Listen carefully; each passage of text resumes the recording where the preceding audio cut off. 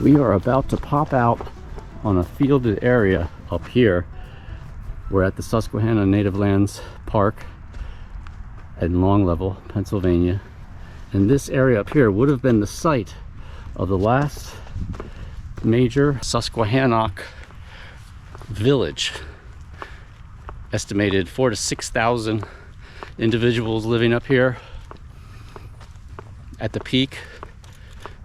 But by the end of the 1600s, those numbers had dwindled through disease and warfare to only 900 people. And here we are. I'm not sure precisely where the village would have been, but they lived in these palisaded towns, really.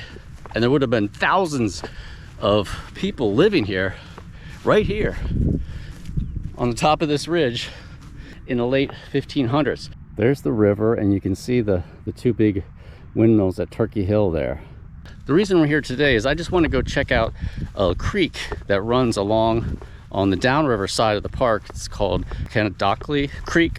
It flows right down here. And I checked the geomap last night, and the entire park is on the Conestoga limestone. So I'm kind of curious what the stream down there looks like. Bank Hill Road, trailhead 590 feet. Based upon what I was looking at in maps, it looks like the road used to go the whole way through, running along the upriver side of the creek. But I think the road now terminates at a house on this side and a house at that side. I can hear the creek. And a part of the park does go down to creek level and actually up over to the other side. Now there's a house. Hold on one second. Now I'm confused, because I know there are houses on this side. Let me check the map. I think we want to be right down here. I was wrong about that. In fact, we want to keep, I guess, following this trail, which hopefully takes us that way, because that way is where the section that I'm talking about is. Here's a little side ravine, and I am seeing some outcrop here. There it is, you see it? And there it is again. Right there, you can see it. It looks like it's maybe bedded this way. Let's see what's going on down here and figure out if we can actually get to where we want to go. We came from there. The trail very clearly goes down here. Let's go see what that sign says. Trailhead, Native Lands Heritage Trail, open from dawn till dusk. So this must be Mine Bank Road. There's the creek, but we're still close to the river. Let's shift up here. It does look like Mine Bank Road does end right there. So I think we're on the right path here. What's going on right here? I'm seeing a little ravine down here, and I can see water flowing in it. It's heading up that way. Looks like we got a nice bedrock stream channel cutting down to the creek down there, with a nice little bit of water. Question is, where is this water coming from? Is it just coming from a stream valley? Or is there possibly a spring up here? Here it is right here. And you can see it's very wide. I just checked the map again, and I was wrong about that. This stream is on the map. Mine Bank Road's down there, and there's a couple plots here. But the park property comes right up to here, goes up to there, and then cuts back down that way. And then that's where that chunk goes down and up the other side. That's the part we're trying to get to. So we're still a ways off from that.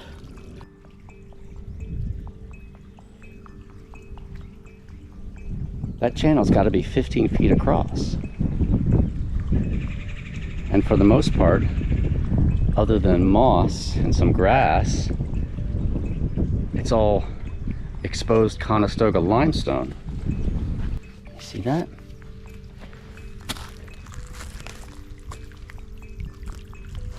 We still have a little bit to go vertically until we reach the top of where this stream is.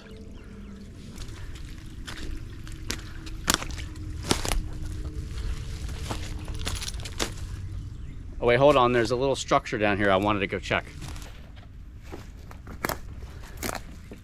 There, you see that? The cement blocks look pretty modern. There's also some bricks down there. I wonder what this is.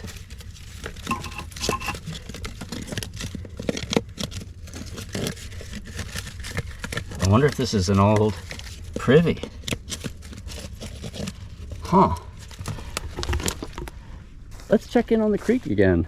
Looks like it's still flowing. Still bedrock. Channel's starting to narrow up though.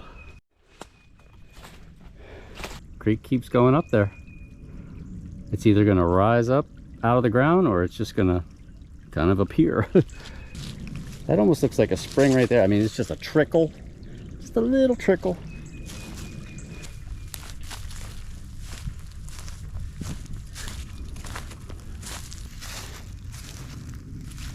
This seems to be the end of it.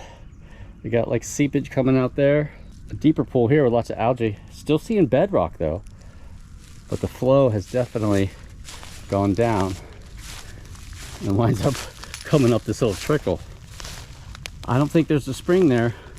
It looks like there's a kind of a wetland here maybe. And that's where all that water's coming from. And it might be scoured clean and wide down there due to, you know, flash flooding and stuff like that, leaving the bedrock exposed. I just saw somebody walking a dog here. So, even though I can't see it, I think there's a trail right up there. Let's take that over to there and see if we can get a peek down towards the creek. So there's like a field extends over there. That creek we just came up right there. Okay. And then this big field extends over here to this other grassy knoll, right? Looks like there's some ruins over there. I think there might be a graveyard up here.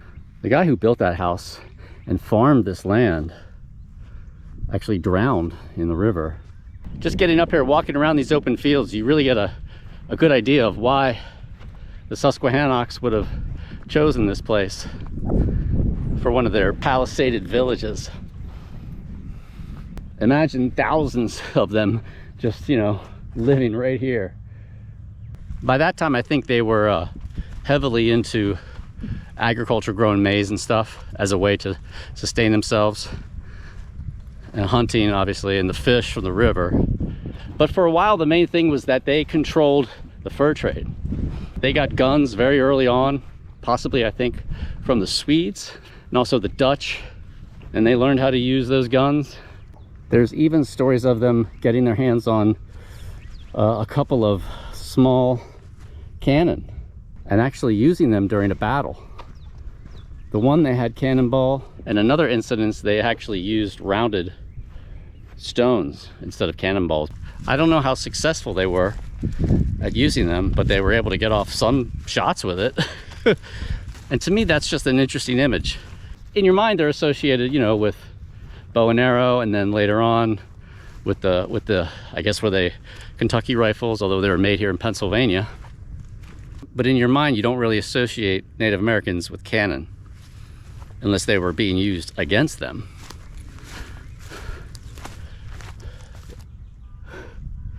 Oh, the freaking car alarms, right? Oh God. When I lived in New York City, they were constantly going off. I mean, you get used to them. When you live there, they kind of become background noise. But when you first move there, just they're constantly going off. And it's just really annoying. Do you hear the peepers?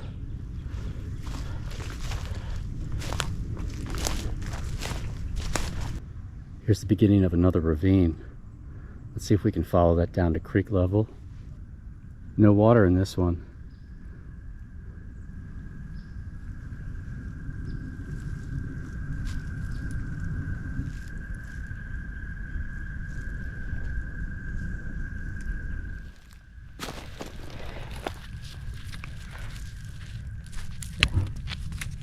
We're getting chunks of this quartzite in the stream bed. What have we here?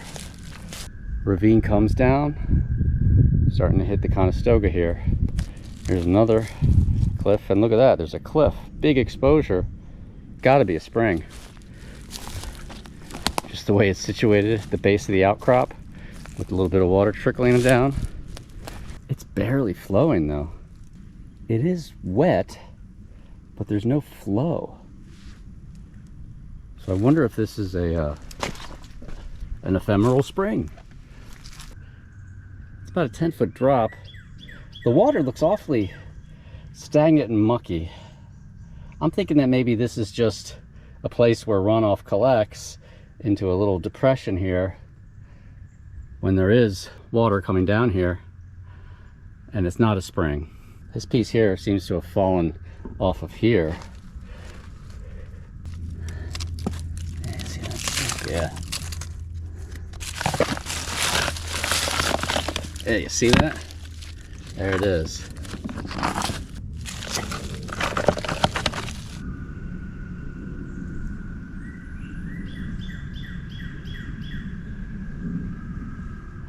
It's nice with the birds over here.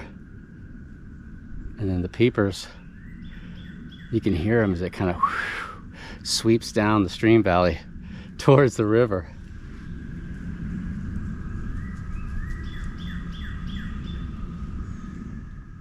We are almost at stream level. And here's the creek.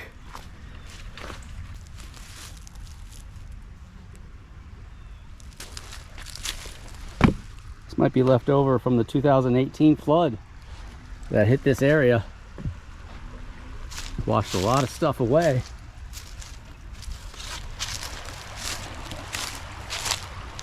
Lots of quartzite here. Lots of quartzite. Big chunks of it, and then here's some of the Conestoga right there. There's another piece here. Here's what the bedrock looks like. Picture the scene, circa 1600. Right up there on the top of that ridge, you have thousands of Susquehannocks living, farming. Sure seems like this place right here would be somewhere where they would hang out.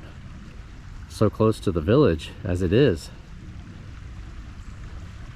So the park runs up to the top of that little knoll, and it cuts this way and then down that way, where it picks back up to where we were before, and ultimately where we came from right there.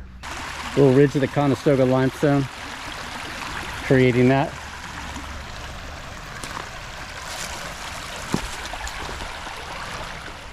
This stretch here is particularly nice right here.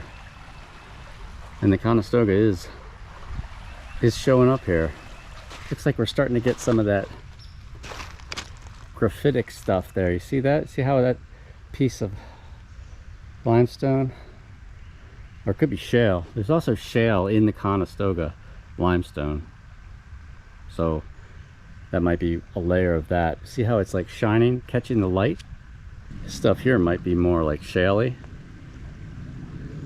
You can really kind of see it right there at that level.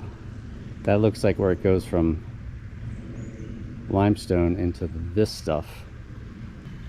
I'll zoom in on the edit. You see that right there? There's this here, right? And then that. Got a mallard couple right there, it looks like. Surprised they didn't fly away when I came crashing down through here. This nice curved outcrop of the Conestoga limestone. It's probably a good place to end it. Park boundaries right here anyway, so we can't really go downstream anymore. I'm gonna head back up the ridge, back up to the Zimmerman Center up there, where you can park if you want to come and hike the trails here at native lands. They also have a boat ride you can take from that house. I think it's a reproduction boat, or they restored an old boat. Go check it out. It's on the website. I'll leave that link in the description, okay? And the park is a lot bigger than what we saw. We were just on the southern end of it. There's a whole part that goes up that way, continues on, and then it connects with Klein's Run, but it's all up there where they used to live. If you had a good time, go ahead and hit that subscribe button, all right? This is Brett for TopoRanger, and I'll see everyone in the next episode.